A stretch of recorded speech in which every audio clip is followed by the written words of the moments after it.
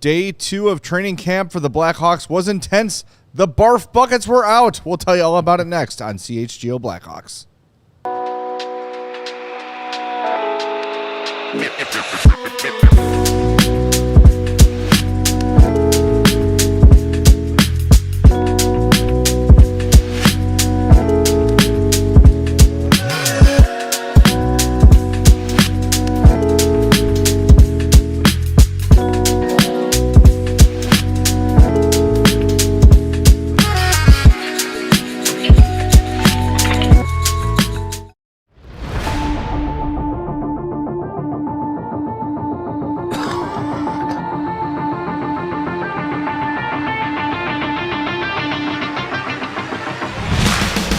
Happy Friday. Welcome into the CHGO Blackhawks Podcast.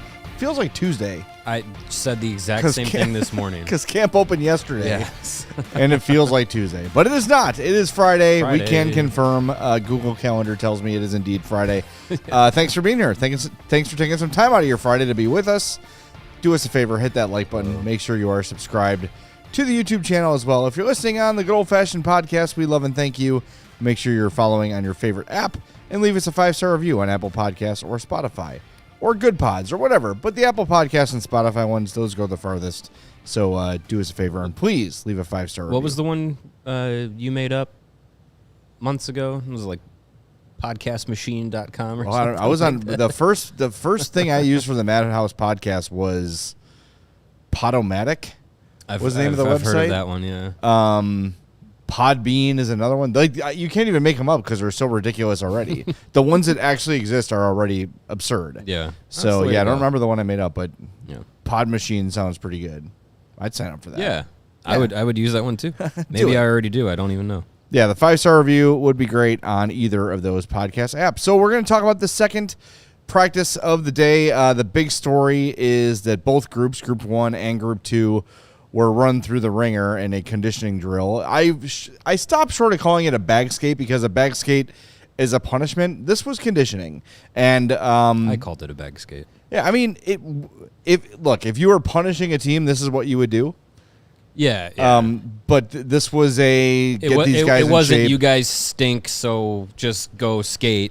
It was part of the plan. It's a test of where you're at to start the season. Yes. Yeah.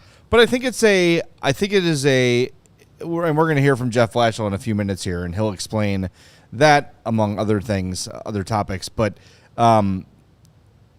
what he said was basically like when you go through struggles together, it makes you a stronger team. Mm-hmm. And I don't want to, we are in jump to conclusion season 100%. But at the end of those drills, you had two groups. On each, so you had team 1, team 2. Then each team had two groups, red and white, and you had both those groups during the bag skate cheering for each other, rooting each other on when it was over, despite the fact that several guys were laying down on the ice or on their hands and knees or getting ready to blow chunks in a bucket. Sam Renzel just taking a nap. Yeah, Sam Renzel crawling to the wall.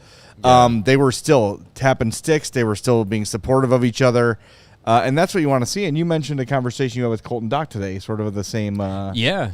I mean, it seems like the guys around the room so far that I've been able to talk to, they've enjoyed Jeff Blashill and the new coaching staff's approach. They've enjoyed the system of practice, the style of practice that he's implemented, which has been pretty intense. For first 2 days of practice, pretty intense. We talked about it yesterday about how he's barking out drill orders and direction, and he's MFing guys and wanting to hammer down those fundamentals and making sure like, hey, this is the drill. Get it right. If you have a question, ask. We want to do the drill right rather than just getting it done. So he's definitely, again, today had a moment where there were some sloppy passes, there were some missed assignments going through drills, and he said, F it, your group down and back, your group down and back. And the guys had to get it after that. Well, look, so it is a much more I hate to use the word militant, but it really feels like more of like a drill sergeant type of approach where it's just like, get it right so we can do it right and move on to the next thing. There is a reason it is called a drill. It is to drill the concept into your brain. It's a drill. So it becomes habit. It becomes muscle memory. And from day one, yesterday, well, not long ago, Jeff Blashill said, like, we expect a high level. We expect accountability. We expect guys to practice with intensity because then when the game comes, the game will be easier. Those high-stress moments that come several times a game, you're going to be prepared for. You'll have been there already. Instead of just coasting through for 60 minutes and having a nice leisurely skate. Right. And, not to say that Sorensen and Richardson were running Club Med or anything by any means, but there just seems to be a lot more purpose behind what Jeff Blashill is doing. This is what stood out to me. I have been attending Hawks practices for, 25 years in one way or another, as media, as a fan, as whatever you want it to be. And here's how it has always gone. Let's say practice is at 9:30. At 9:20, couple guys start rolling out. They're passing the puck around. Some guys are just doing slow drills, stick handling, trying to hit the post. The goalies are stretching in the corner. And then, all right, 9:30 rolls out. Then the big group of guys comes out. Then there's more skating around for 5 more minutes. Everyone's kind of finding their pace. Today, the Blackhawks took the ice as a team. Yeah. Everyone came at the same time at 9:32. The first drill began at 9:33. I seriously looked at the clock and said, okay, because I forgot to ask Jeff Blashill this because the session was so long. I'll ask him next week. Is it intentional that they're coming out as a team? Because it's happened both days in a row now, as opposed to Connor Bedard being out there at 9 a.m.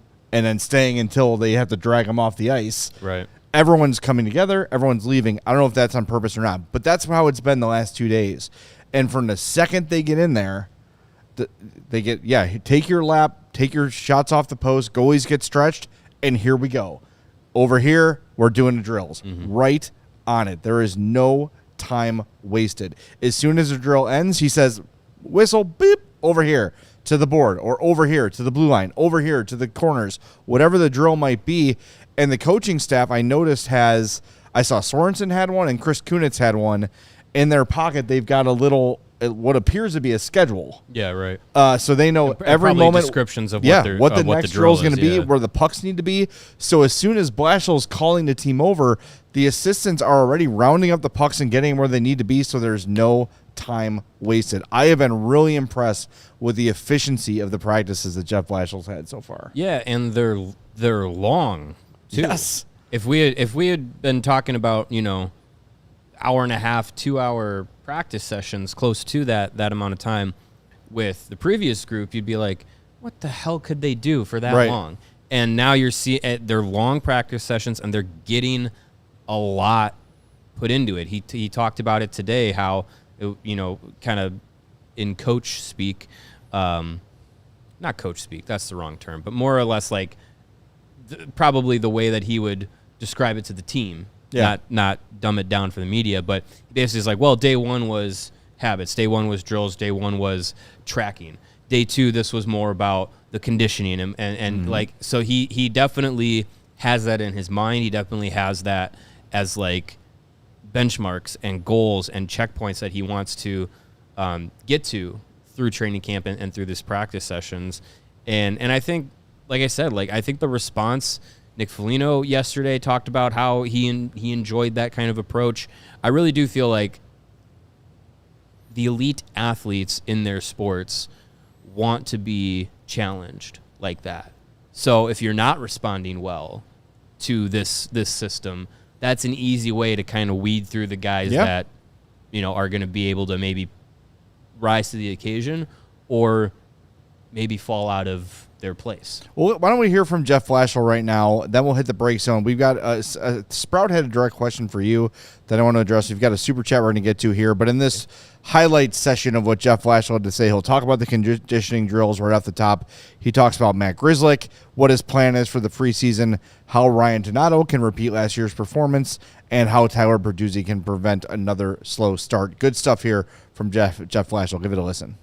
It's something that we did in camp in Detroit. It's just kind of honestly, I think a lot of times some of the best bonding is when you go through struggle together, and struggles different kind of ways, and sometimes kind of through working together and grinding through it together. I thought guys did a great job, so that was awesome.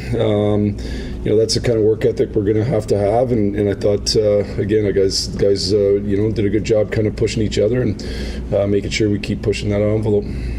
You have so many promising young defensemen. You have someone like Matt Grzelcyk who comes in, he's wanting to earn a spot, also knowing what you have in place. What someone like for him, what does he need to show you, or what are you hoping to maybe see out of him for him to? Yeah, no, I think I had a quick meeting with him when he got in. He's obviously a good player. He's a good player in the league. Honestly surprised that he's still available in the sense that, I thought he had a good year last year with Pittsburgh. He kind of can do a lot of different jobs. Last year he was on the power play, hadn't spent a ton of time, on a first unit before that. Ultimately, he's got to be him. He's got to be a real good, steady kind of figure out there for us, and it probably depends on how some of the younger guys play. If the younger guys play real good, then it'll make it hard. If the younger guys falter and open the door for him and he plays great hockey, then he's in a good position. So we'll try to get him into as many exhibition games as we can, given the numbers we want to give the other guys as well, and get a look at him and see. With so many open spots, are you using the preseason to evaluate these guys who are on the bubble and making the team going back to Rockford? Are you planning on giving them a bigger look than some of the vets maybe? Yeah, I mean, you have a balance. First of all, if the way the schedule goes, you have two sets of back-to-back, so there's a balance there. Certainly some of the younger guys will get more games than some of the vets. I want to make sure that they all get enough games with a new staff, a new systems, that they're ready to roll come game one. As I said, I think yesterday, we have more good players than spots, in my opinion, which is a great thing. But they'll all get ample opportunity in the exhibition games, and you gotta grab the spot, and it's not easy. But it's not like it's a 10-game stretch. The other thing I'd say is it's not a marathon. I mean, we always make a big deal who's on the team coming out of camp. But that doesn't mean that's who's going to be on the team a month from now, 2 months from now, and a year from now. So it's a marathon, not a sprint, and the guys just got to keep, playing great hockey and showing that they're making improvements in the areas that they have to improve, and making sure that whatever they do great, they're accentuating. With Donato, it's pretty rare to see a guy kind of explode offensively in the middle of his career the way he did last year. For you, first as kind of an opposing coach, watching him, how have you seen him evolve? And then secondly, this year, what do you think the key to repeating that will be for him? Yeah, and it's always, listen, I would say that production can ebb and flow a little bit. Now, that's a huge number he put up last year for sure. That doesn't mean he could have a great year this year and score 20. You know what I mean? And play great hockey. It's just the way sometimes it goes. Sometimes they go in, sometimes they don't, sometimes they're really going. I think it first starts with opportunity. Obviously, I think he earned and had the opportunity to have lots of ice time last year, so he's got to continue to earn that. I thought as an opposing coach, I know I didn't necessarily see him enough to say, oh man, this got way better, that got way better. When I watch him on the ice the last few days, he looks like a guy that can score. Like, it doesn't surprise me that he's scored. He's probably, the thing about scoring is you got to be able to get yourself in those spots. And there's a lot of factors that go into it. How much the coach plays you, who your line mates are. I think he improved his speed, so being able to separate yourself to get yourself in those spots matters, and probably all those things came together, and he had a real good year, and I hope he has 4 more of them, just like that. That'd be awesome for us. On Bert a little bit, you know that he's a notorious slow starter. Yeah. And likely of all teams, you can't afford slow starts. Yeah. Have you had that conversation with him? Him and I have talked, I guess between the starts and then some real kind of ebbs and flows, like where he gets real hot and then he goes for, in his words, honestly to me, it was just 2 long stretches where he doesn't, and so it's something that we're just going to monitor as we go through the season, right away. One of the assistants will have Bird and making sure that we're watching for what are those reasons? Are we missing? Is he not getting to the net as much, which he normally does? Are we not shooting the puck enough because he's at the net and we're not getting enough shots in there? So it's something we've had conversations about. I think, Bert's been around long enough now. He's a pretty good self-reflector and can kind of look and say, these are things I've done well, and these are the areas, as he said to me, like, I want your guys' help with to make sure that we're, putting himself in a best position to succeed. All right, that's Jeff Blashill after practice today. I like Darren Pang asking a question about Tyler Bertuzzi and the fact that sounds like Bertuzzi kind of went to the staff and said, like, why do I start slow? Help me out here. And that they've got I'm not saying like that's the main plan, but yes, this is something we're aware of. Here is our plan to fix it. Mm-hmm. It's day 2 of camp, and they've already said, like, here are the things we're considering might be the issue with Bertuzzi's slow starts and how we can get them fixed. That, to me, shows a level of preparation and foresight from a coaching staff that I really like. I know we've got to hit the break zone. We're going to do that. A lot more on this coming up next. Your super chats and a whole lot more. Hit that like button for us. We are already close to 100 likes, which is what we like to see. Hit it. We'll be back in 2 minutes on CHGO Blackhawks. Whatever the sport, the app to bet is Circa Sports Illinois. Circa Sports, it's sports betting the way it should be. Circa Sports Illinois has high betting limits, low holds, and the best customer service around. You can bet on all your favorite teams in every game this season, whether it's spreads, props, futures, in-game, or more. Circa Sports has it. Fund and bet like a pro from anywhere, anytime in Illinois. Looking to bet on the football game this weekend? Well, there's our only a 1-point underdog right now. Is it tempting? Is it tempting enough? Nope. It could be tempting enough. If it is tempting enough for you, I quit football. Go to Circa Sports Illinois and wager as you like. Download your new bookie today at circasports.com. Must be 21 or older. If you or someone you know has a gambling problem, you or someone you know can call 1-800-GAMBLER. And let's be real for a second. The world has gone soft. Soft drinks. They're really living up to the name of soft. Because sparkling waters and essence of elderberry, kombucha. What are we doing? Soft. Yeah. What happened to good old-fashioned cola? Well, guess what? It's still here. It's RC Cola, the OG cola, in a world of spineless soft drinks. They don't have any trends or gimmicks. There's no blackberry acai RC, even though it's kind of fun to say. No. Get that crap out of my face. RC Cola is not a soft drink, just damn good cola. They haven't changed their stripes since 1905 because why would you? It's already great. It's already perfect. RC Cola tastes like a punch in the thirst. Stock up for all your football games, back to school celebrations, or just hanging out with friends. RC's the move for whatever you're doing. RC Cola is not a soft drink, just damn good cola. Good stuff. It is good stuff. And we want to take the temp here, which we always do, brought to you by our friends at Four Seasons Heating, Air Conditioning, Plumbing, and Electric. Visit fourseasonsheatingcooling.com for all their special offers and money-saving coupons. That's fourseasonsheatingcooling.com. And I think Sprout had a question for you that I think leads nicely into taking the temp here. Says, do you think they really enjoyed it, or was it lip service / hockey culture? Talking about the Jeff Blashill style of practice so far. No, I think it's legitimate because in talking to some of these players, you saw it from Nick Foligno.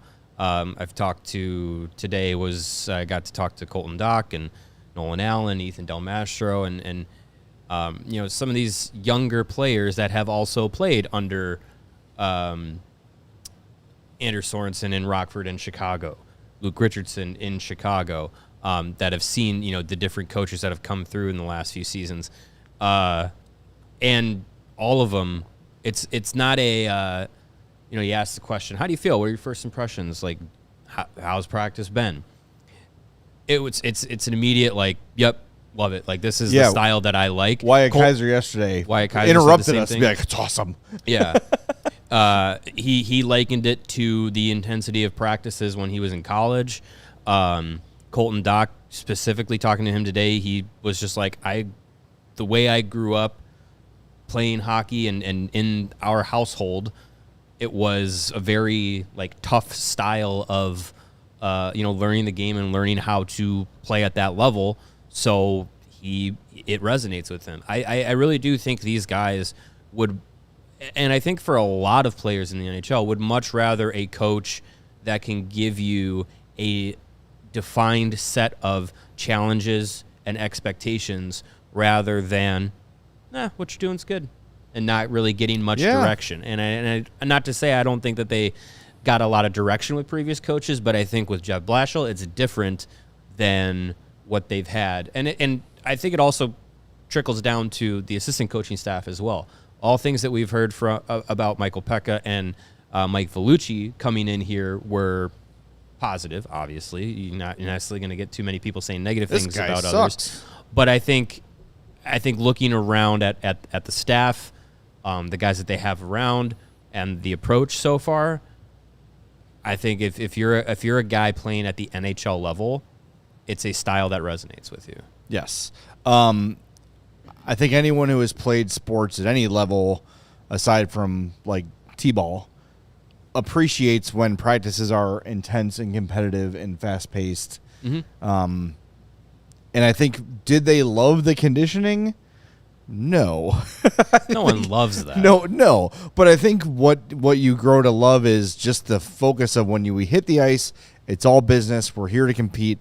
Like, I never played hockey at a high level. I played, I got into hockey when I was like in 8th grade is when I really got into the game. It was too late. I was too fat.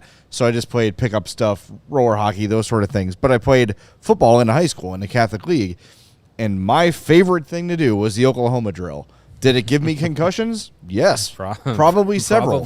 But it was the best because it was just football. It was you get up, I'm going to hit you harder than you hit me, and we're all going to go crazy because we're all hitting each other as hard as we can, and that is what makes it fun. That's why you play the game, and I think that these guys truly do, to answer Sprout's question, they do really enjoy the intensity of it and the pace of it. It's hard. It's demanding.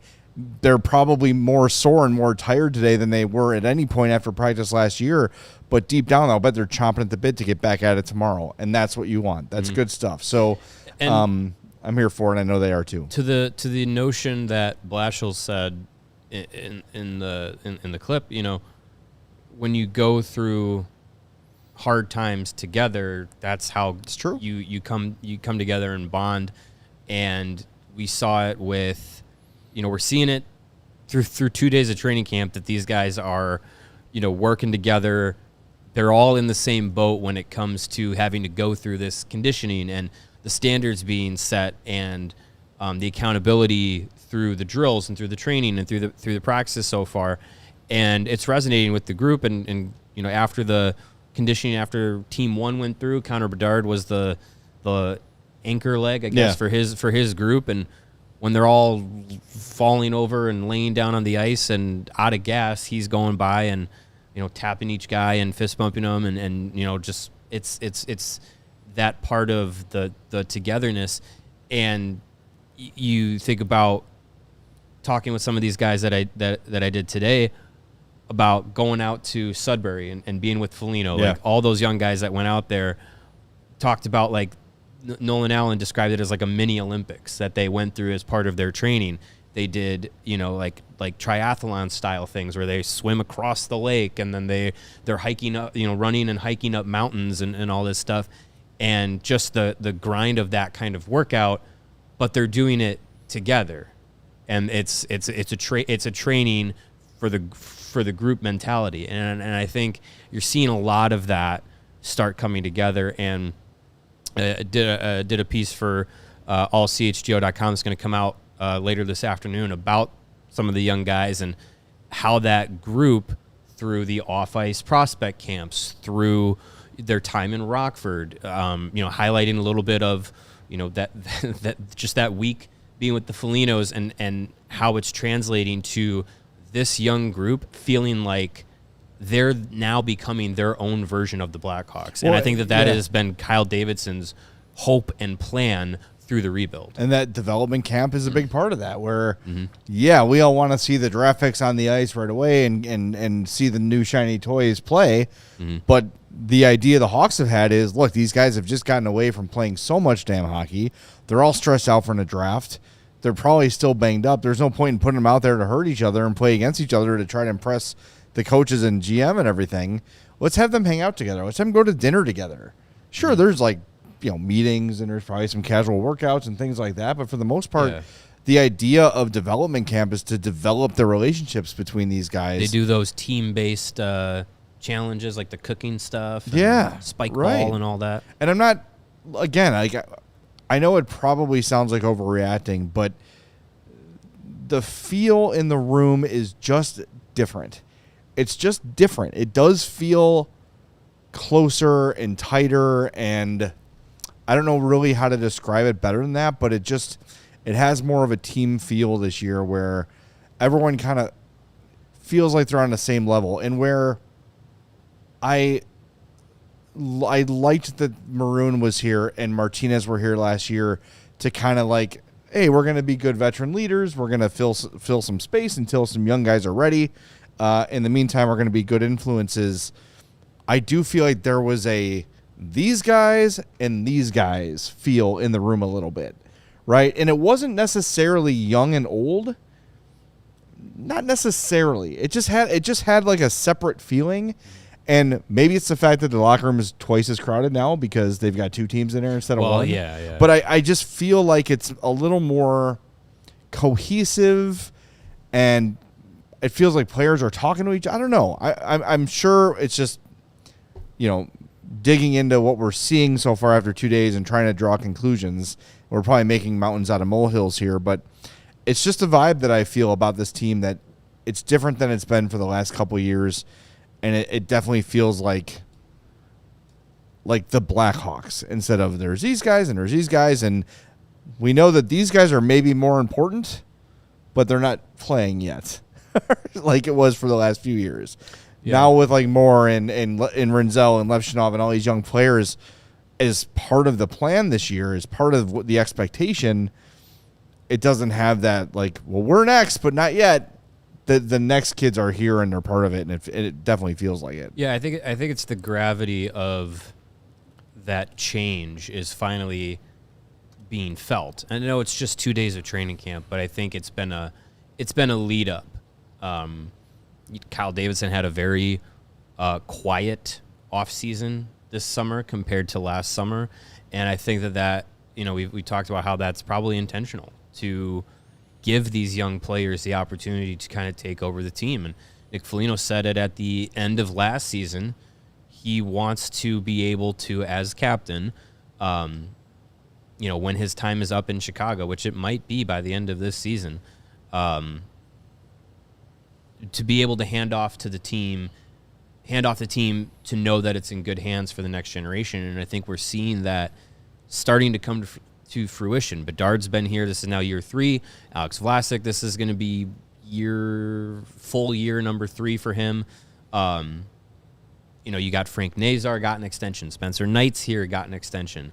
You imagine Levshinov and Renzel and maybe Korchinski, Delmastro, Allen, Colton Dock, Landon Slager, like all these young guys, Oliver Moore, like getting into the lineup and being the guys that we've been wanting to see and have been following their development and understanding like, hey, Kyle Davidson's putting his stamp on the rebuild with a lot of these young guys that he's drafted and brought in and is trying to build now they're here. Now they are in or competing for NHL spots to start the season. And I think that is, the weight of that is now a reality. And I think that is exciting not only for fans, but also for the organization, because it's like they've kind of been doing this piecemeal thing of like, yeah, okay, here's Maroon and here's Taylor Hall and all these. Now it's just like they have the foundation through the rebuild here, and it's just like, let's see what you got in the first NHL season with that foundation, and then you build on it. You have Frondel and Boisvert and these guys that, you know, are in the organization but haven't really even been around professionally yet. So I think that is the palpable excitement that resonates not only in the room but in the fan base as well. All right, we have to hit the break zone. I'm going to get to Boris's super chat here because it's a quick one. And then Sean, during the break, check out Slack because I got some stuff in there for you. But Boris Dachuk says, I can't read that, I'm old. Boris says, Jay, do you play guitar? I like the telly in your background when you record from home. Missed you boys, finally able to catch you live as I'm playing hooky from work today. Nice. I do play guitar, not well. I've been the same level of guitar player since I was 14 that I am now.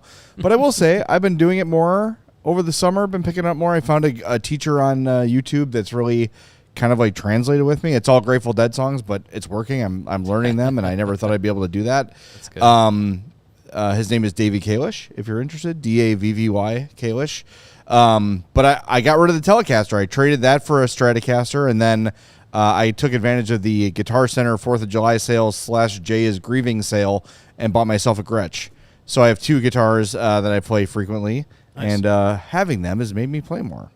So there you go. It's good. Yeah. When you have the nice things, you want to use the nice things. That's right. Exactly. So, all right, we're going to hit the break zone.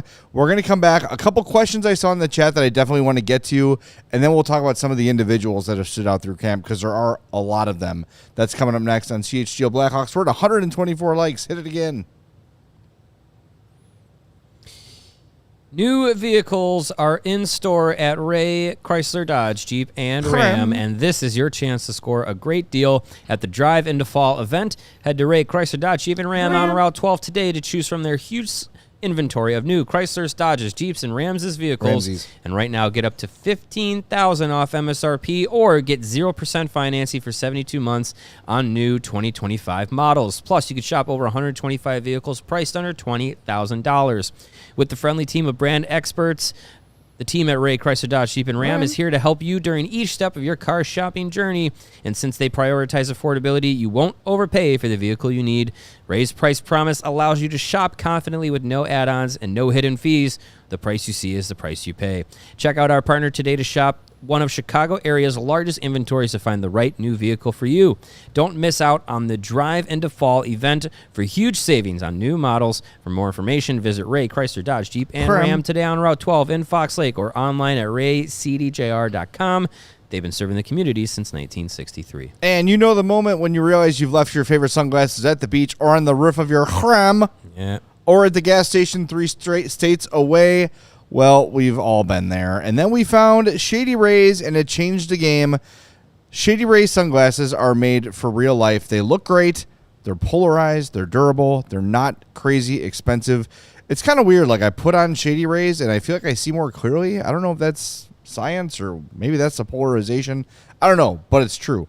Here's the best part. If you lose them or break them on the roof of your Ram, even on the first day, Shady Rays will send you a brand new pair. No questions asked. So now you can actually wear your sunglasses without fear on hikes, at concerts, on the boat, wherever. Shady Rays is the eyewear that has your back. So check this out. Head to shadyrays.com. Use the code CHGO for 35% off polarized sunglasses. Try for yourself. The shades are rated 5 stars by over 300,000 people. Yes. Yes, sir. All right. Couple of the questions we wanted to get to. Miggy says, why did you guys bring up Doc and Levshinov fighting and then say nothing about it yesterday? Yeah, jerks. Yeah, we actually we had a bias from was, this. It's day one of training camp, and you guys are already showing bias. Fighting was a strong. Yeah, word. It was chirping more than fighting. Yeah, it was. There were a number of times where the two were getting into some exchanging pleasantries, some battles, and I think at one point, Doc, you had overheard it. You thought you heard him say that he wanted to, like, if you want to go, we'll go. And I don't think I heard it. I heard it. Well, okay. Well, there you go. And Levshinov probably said, life goes on or something like that. And why you have to be mad? They didn't fight, drop the gloves or anything like that. But no, it's a battle. It's when they are on the ice, and it's something that you hear a lot from NHL teams, but when they're on the ice, they're competing, trying to make each other better, and then when they're off the ice, their teammates, their friends, and what happens on the ice is left there, and then they're all in the same group once practice is over. Yeah, I was actually sort of keeping an eye on that situation today, and there were several moments where like Levchenov would do a drill and would do what he was supposed to do, whatever it was, and then Doc would tap the stick. I don't think there was anything lingering. No, it's not from that at all. But yes, I did mention it in the cold open, and then failed to mention it during the show. So that's my bad for sure. So sorry we didn't mention that. But it wasn't a fight. I wouldn't call it a nothing burger, but we've seen fights in training camp. Yeah, and that's when things just get stupid. I think that Doc was a little bit probably. Look, I think Colton Doc is fully aware of his status on this team. Mm-hmm. And probably felt a little embarrassed that his stick got thrown out of his hands. Sure. And was like, it's the last thing I need right now. Don't make me punch you in the face. Yeah. So there. He's got that. He's got that mentality. Yes. And what was the other question, Sean? I've already forgotten. It's on the screen right now. James Coogan saying, have you guys talked to Jason Dickinson yet? Wondering if he's had surgery on his wrist that he hurt down the stretch. So we were going to talk to Jason Dickinson today, but he said he can't because he was too gassed from the there were a few guys that turned down media availabilities. There's that's for, by the way, on the screen right now, that's for Holly. That's Lucas Reichel fighting for his life after the conditioning drill. But he was one of the anchors in that drill. One of the he was setters. The second guy. Yeah. I think Oliver Moore was the first for that group. Here's and then some more, Reichel did it. Yeah, there's some more exhausted pictures of the Blackhawks. casualties. I think Dickinson had off-season surgery, did he not? I do not know that. I thought he, because it was a broken wrist, wasn't it? That ended his season? I think so. I think it was, if I remember correctly, I think it was a broken wrist, or I can't remember. But I think whatever he had that ended his season doesn't seem like it's bothering him. He seems to be, through 2 days so far on the ice, up to speed, up to par. So yeah, I think he's doing okay. I don't think there's any limitations on him starting camp. Yeah, I don't see anything about a surgery. I found something that Ben Pope apparently reported that he was getting surgery. I'll try to nail that down. Anyway, exactly. I was watching him today, and his shot looked very good. There were a couple opportunities where he, on the rush drills that they were doing today, he took a shot on a few of those, and the shot looked good. He scored a couple really nice goals, so it doesn't seem to be anything that's bothering him very much. I thought he's looked good. And let's get into this a little bit, Mario. Some of the guys that stood out to us, we mentioned Colton Doc. I think Colton Doc had a really good day today.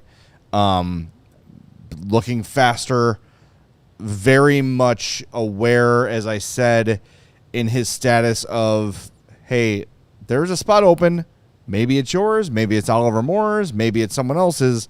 But there's a spot open, and he seems pretty determined to win that spot. I think that he has a really good opportunity because he does kind of bring something they lack up front in size and physicality and those sort of things. So I think that he is fully aware of what he needs to do, and I think he's taking a big step into doing it. Now the games are what matters. Real quick, Ben did say back on April 17th that he had a cast on his wrist, but there was no actual word of surgery. So just a wrist injury that ended the season. I remember he had the cast at the end of the season availability. But yeah, I mean, he's looking ready to go. They have him with Ilya Mikheyev and Landon Slaggert to start training camp as a forward line group, which I think would be, once we get to games, if that group stays together, that's going to be an entertaining line to watch because those are three fast players, three tenacious players. Like that would be, in my view, a really good matchup line, shutting down and causing a lot of frustrations for an opposition's top line because Dickinson and Mikheyev and Slaggert all have that mentality of, being hard to play against, both sides of the ice, the speed to keep up with it. And Jeff Blashill went out of his way today not out of his way, he was asked specifically about Landon Slaggert, but described his game as being like someone who can take away Dog on the time bone. and space from good players. Yeah. Yeah, I like that idea of having a checking line that really checks. Yeah. you know. Yeah. And Lafferty too, like just very. And that's two guys physical. that have scored 20 goals before. That's right. Lafferty though really physical in practice. He does not have a practice mode. He was just kind of all gas, no brakes today. Knocked down Tavo, not in a dirty way, just in a drill. Got physical. He got the upper hand on it. He's not cutting any corners. That's another guy. That's a proud veteran who knows, hey, I probably have a spot. It's like Jeff Blashill said, like a lot of these guys have the team that breaks camp isn't necessarily going to be the team for the whole year. And I think Sam Lafferty is aware that he might have the advantage today, but in a month or 2 months or 3 months that he might be out of a spot. And that's a guy out of contract too. So that and that's the thing with, we get excited about these young guys coming in and fighting for spots. A lot of the spots they're going to take are from some established, proud veterans. Yep. And those are guys that also understand what's going on in the organization. And we talk about it with, Jason Dickinson and how, he came in, earned himself a contract extension, but it was a 2-year contract extension. This window that we've seen with, the extension that was given to him, to Foligno, like it was like, okay, that 26-27 season is when a lot of these contracts are done with. What's the group going to look like? And I think, without mincing too many words, that 26-27 season is probably going to be even younger collectively than this group is. Younger, but you'll have those the important young guys will have yet another year under their belts. Yeah. So it's fine. But guys like Murphy and Dickinson and maybe Mikheyev, who knows, and likely Foligno won't be around. So this season for them is to not only grab a spot in the NHL to start the year, but hold on to it as long as you can, because you're either trying to say, no, I'm still valuable to you, Blackhawks, and I deserve to be in the NHL playing these minutes, or it's I got to keep my spot because even though my future might not be here in Chicago, I want it to be in the NHL somewhere. So they gotta put some tape down for other teams to see and say this player still has value. We're gonna invest in them, whether it's via trade or free agency or whatever it ends up being. I do, as we go through players that have been impressive, I do want to mention Nick Foligno, who is 38 years old. 38 at the end of October. And just looks like the same guy he was when he joined the team. Like, he is just an effective player. And I think the experience that he's had, he has gone from, all-star level player to grinder, and kind of everything in between. And to see how good and how ready he looks at age 37, almost 38, heading into what is, I'd imagine, his final season in the NHL. He hasn't announced it or anything. Might be, but he also seems like a guy that, to your point, like he's still got something. I agree. Yeah, I think he's looked really solid. Yeah. So I want to make sure I mention him. I did keep a close eye on Connor Bedard today, really focusing on his speed. And he, again, overreaction season, he does look faster. And when I say that, I was really paying attention to the way Bedard was playing in like the rush drills and the battle drills where he had to fight through and weave through traffic. Yeah. He's getting to those spots more quickly. He's going to those spots more willingly, even in practice. I have liked the way that he has played off the puck. With the puck, Connor Bedard's fine. It's never been an issue. Right. It's how he's played off the puck, and I have seen a determination from Bedard through 2 days of practice where he is fighting through checks, winning physical battles. Yesterday there was I think it was Dickinson. It was a one-on-one with him and Dickinson, and he came out on top. Like, he took a couple soft cross checks to the back where in years past we would have seen him turn the puck over and fall down, where he stayed on his feet, maintained control of the puck. There were a lot of those moments with Bedard last year and the year before where just the slightest contact would sort of knock him off the puck and it was off the other way. He seems much stronger on his feet, much stronger on the puck. and he's sort of learned to absorb that contact better. I think a lot of that too comes from just physical maturity happening as well. So I think Bedard has looked, as reported from the off-season training videos that we were all drooling over all summer. I think he definitely looks more explosive, and more importantly than a step or two of speed is that willingness to engage and win those battles in tight. Well, here, there's a question earlier that I just kind of want you guys to expound on. Jacob asking, can you guys explain to me why Bedard gets seemingly the weakest players in his top 6 to his wings? I feel like Turbo and Bertuzzi are clearly the best line mate options, or at least one of them. Okay, yeah. Jeff Blashill talked about this yesterday, starting camp with Burakovsky and Donato, and it's, I think there's a difference in who we think are the best players and who are the best fits. And I think there's a case to be made that maybe Bertuzzi and Teravainen being the top 2 guys they brought in last season, guys who are in the top 6, Teravainen probably one of the most skilled players on the team, even still. Pairing that with another top skilled player, that would work. But Blashill yesterday talked about the games of Donato and Burakovsky and how they play with pace, how they're 2 guys that can go and get the puck from the opposition, that they've, Donato we saw last season, 30 points, or 30 goals, 60 points, 31, 61, 62. God, I got to get my numbers right. 31 goals, 62 points. 30 plus. Yes, 30 plus and 60 plus. Burakovsky's had that in him before. And he specifically mentioned the give and go style that Burakovsky likes to play and is most effective playing, and how that can complement Bedard's style of, playing in the offensive zone.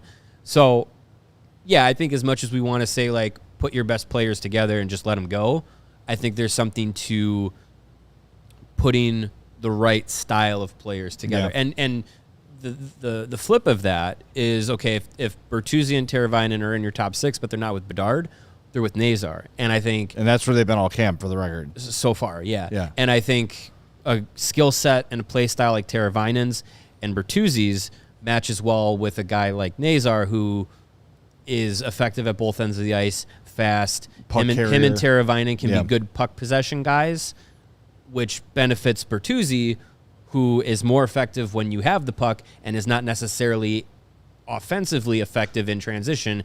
It's more of when the offense is set up in its own zone. Yeah.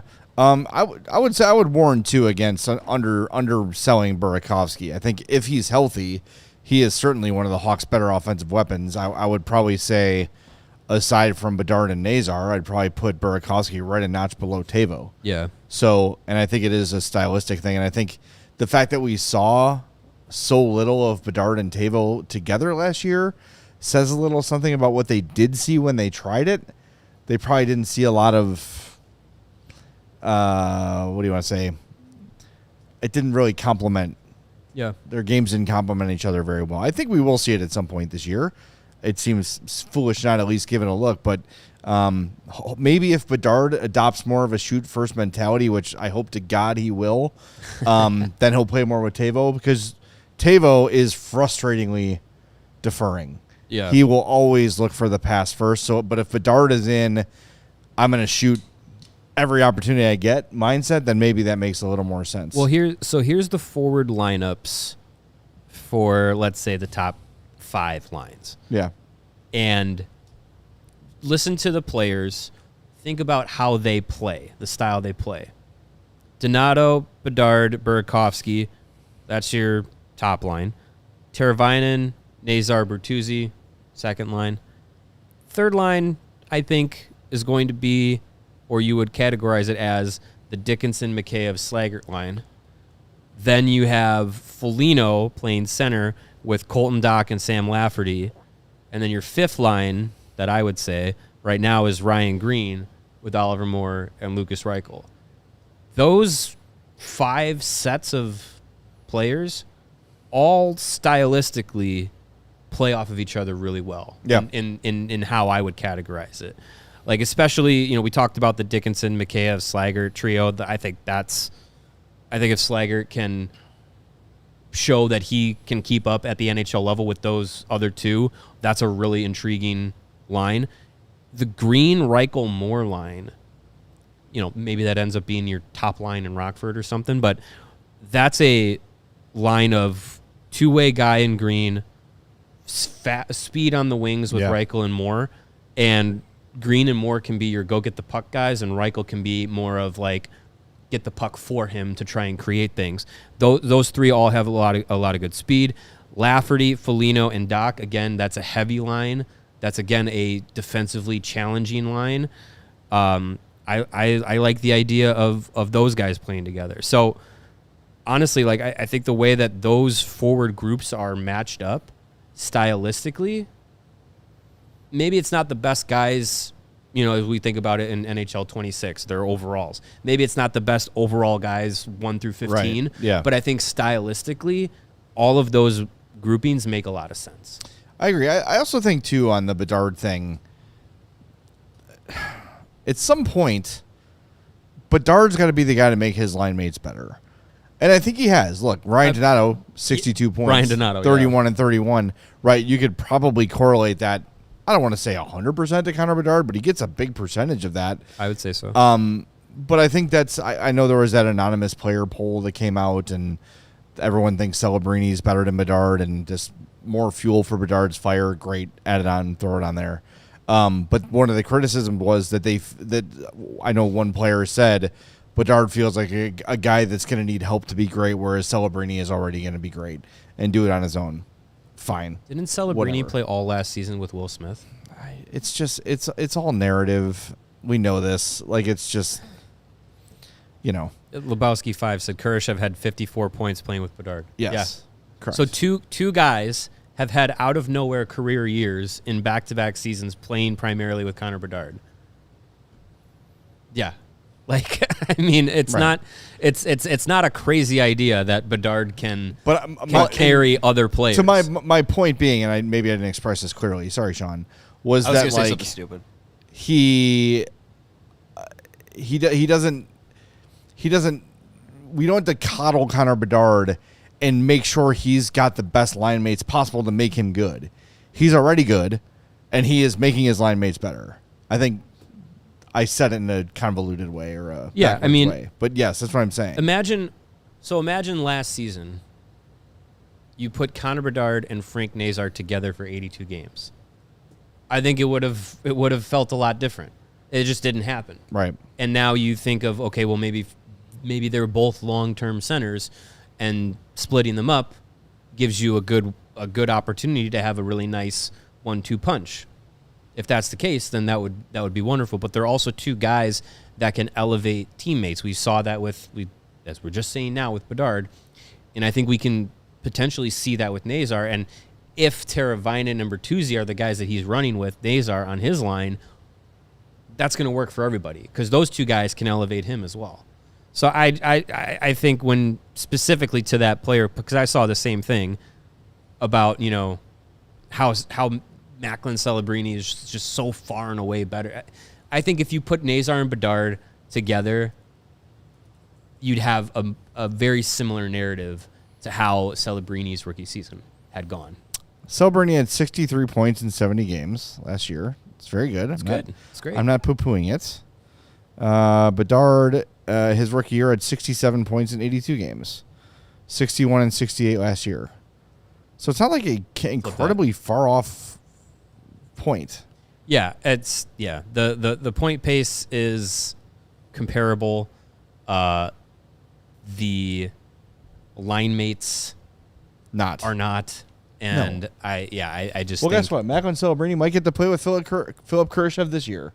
Sure. And we'll see if Philip Kurashev has a 54-point year. Yeah. I just think it's very easy for, and Tim points out that the Athletic podcast was saying it too, Bedard can only perform with being carried from other playmakers.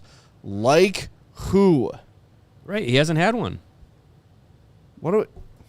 With no help, he is the second highest scoring teenager in Blackhawks history.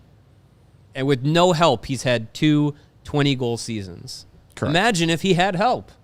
Well, yeah. And he's at 18 and 19 years old, has been the leading scorer for the Blackhawks in 2 years, in both years.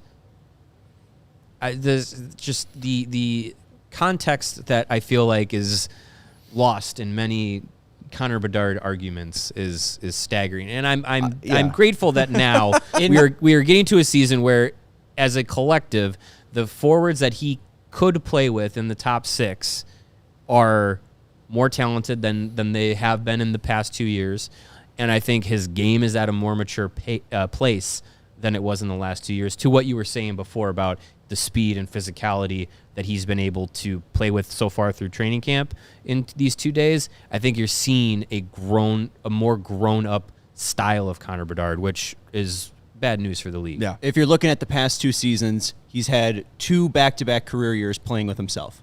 I mean, that's, Me too. I mean, everyone that plays with me has a career year. No, I was playing with myself. Yeah, too. Anyway, so we all heard it. The other teenager that is outpaced Bedard is Eddie Olczyk. Mm-hmm. Eddie Olczyk's rookie years. Yeah, go through his teammates. His teammates were Dennis Savard, Steve Larmer, Doug Wilson, Troy Murray, Bob Murray, defenseman, Daryl Sutter. He had Al Secord on his team. A little bit different. So a different environment to be in. Yeah, so that was his rookie year. Most of the same guys for the year next 2. season. The Hawks finished first in the Norris Division, the Central Division, at the time. Savard, Murray. Olczyk was third on the team in scoring. Secord, Larmer, Kurt Frazier, who had 68 points. Doug Wilson, Ben Wilson. Like, they had 1, 2, 3, 4, 5, 6, 7, 8 players with over 50 points. That's pretty good. So it's not – that's what we're talking about. Well, also, that team in 1985, they scored 351 goals total. That's a lot. The team last year scored 224. That's because Connor Bedard couldn't score. Exactly. Yeah, it's his fault. If he somehow makes up the 90 goals scored, Yeah. And look, like Right. I think a couple people saying this in the chat, including Brian and I think it was Lebowski. Lebowski 5, saying that like Celebrini's a better all-around player. Yeah, it is kind of apples and oranges comparing Celebrini and Bedard. Celebrini is more of your Bergeron, Kopitar, Taves type, where Bedard, despite being a center for now, is more of a Patrick Kane, more offense than defense, not a two-way player kind of a guy. Ultimately, when both their careers are done, if I'm betting on point totals, I think Connor Bedard is going to have several hundred more points than Macklin Celebrini. Several hundred. Wow. Yeah, I mean, we'll see. I think, yeah, I think one thing that I am excited for this season is the eventual narrative change around Bedard and the Blackhawks. And I think a lot of it is going to come from not only Bedard himself, but I think the collective group playing a different way and turning some more heads around the league this season. In Chicago, I think people are understanding of what is being built, what is coming, and what can happen this season, and what it possibly could look like. Now, that's being optimistic, of course. Things could go wrong. Things could go poorly. Yeah. But I think if you're laying down a bet of will this Blackhawks group give you more hope, encouragement, and excitement this year than the past 2, I think you take that bet 10 times out of 10. Yes. By the way, before we wrap up, we did just mention Anze Kopitar, who announced yesterday that he will be playing his last season in the NHL this year with the Kings. Good timing for him. The same day Clayton Kershaw announces he's retiring too. Way to steal his thunder there, Clayton. But I think the ultimate sign of respect is for a fan base to have nothing but positive things to say about a rival. Mm-hmm. And Anze Kopitar was right there during the Dynasty Blackhawks run as a thorn in the side of those Blackhawks teams. An awesome player. Elliot Friedman had a really interesting thought. He usually has 32 of them. 32, right. But he said, was Anze Kopitar the best LA King ever? Now, Wayne Gretzky was an LA King for part of his career, but I think he's more remembered as an Oiler. Gretzky was the best player to ever play for the Kings, but as Anze Kopitar, the best King ever. He's about to, I think he's 30 points away from Marcel Dion. He's got 1,500 games played, obviously multiple Stanley Cups. The only argument for me against Anze Kopitar is Drew Doughty. And they had Jonathan Quick. All three of those guys at the same time. It's pretty crazy. They did. And that Kopitar and Quick was the same draft. And it has to be somebody that won a cup, right? I mean, that's what separates Kopitar from usually, and those three. Hardware will be a separator in those conversations. Yeah, I think. I think as far as longevity and whole career with one team, and the individual awards, the Stanley Cups, just the across the majority of his career being in that conversation of one of the best two-way forwards in the game. Like, it's one of those guys that is just unassumingly one of the best of, I don't want to say a generational talent, but one of the best players that you'll see in a 15 to 20 year span. One of the most underrated. Yeah, I would put him in that conversation for probably the best LA King ever. All right, we're going to wrap things up. Do us a favor. Please hit that like button for us on your way out. Before we go, it's Friday. A lot of people got paid today. We got paid today. We have been raising money for Big Brothers, Big Sisters all month. This is our month of giving at CHGO in ALLCITY. We're asking for your donations to Big Brothers and Big Sisters. BBBS.org/AllCity is the site to donate. Sean, there's also a way to do it directly, like right next to the chat. I believe there's a handshake button. Right through YouTube. You can click right there on the YouTube page. So do that. We've been saying this all week. Sacrifice a cup of coffee. $5, right? Get yourself a tall instead of a venti this week and kick in $5 to our friends at Big Brothers, Big Sisters. If everyone did that, we'd raise a crap ton of money. We've already raised a lot. We want to raise a lot more. We've got until the end of the month to do it, and we will win a pizza party if we beat the other ALLCITY networks, which we are currently doing. Bears. It says Donate Now, Big Brothers, Big Sisters month, and there's a blue button to click Donate. Do it. Seems pretty easy. $5 goes a long way. Feel free to give more. Feel free to give $1. But if everybody gave something, we'd be going a long way for Big Brothers, Big Sisters. And if you'd like to become a big, go to bbbs.org/AllCity. Click on that Get Involved tab for all the information you need about becoming a big. We'll be back Monday at 2:30. Whole weekend and Monday practice worth of news and notes to get to, so don't miss it. Blackhawks will continue practicing through the weekend, so if you want to go, if you haven't been able to go yet today or yesterday, hit them up this weekend, free and open to the public. Yeah, you've got tomorrow you have Team 3 is 8:30, but that's like 5 guys. You don't care. 9:30 and 11:40 practice sessions. That's both Saturday and Sunday. How dare you besmirch Team 3? I'm sorry. They're out there trying I hard. watch Team 3. I saw I'm like, who's up? No, I don't care.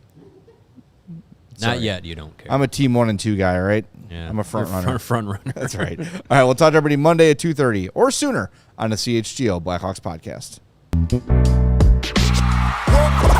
We all silly like the mayor.